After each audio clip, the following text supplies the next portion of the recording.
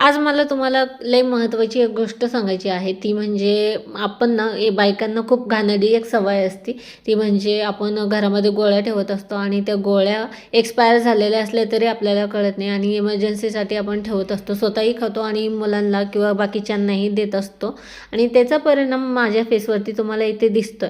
काही दिवसापूर्वी ना मी एक मास्क पण अप्लाय केलं होतं. मला 1-2 दिवस असंच वाटलं की त्याचं रिॲक्शन असेल.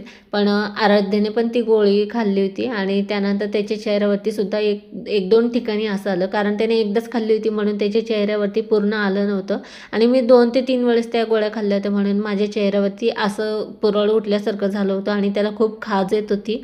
तर ती चूक तुम्ही करू नका असं मला वाटतं आणि जेव्हा कधी आपल्याला गोळ्या लागत असेल किंवा काही झालं असेल तर दवाखान्यात जा आणि किंवा मेडिकलमध्ये इमर्जन्सीसाठी रात्रीच आणून ठेवा किंवा दुपारी आणून ठेवा आणि तेव्हाच खा.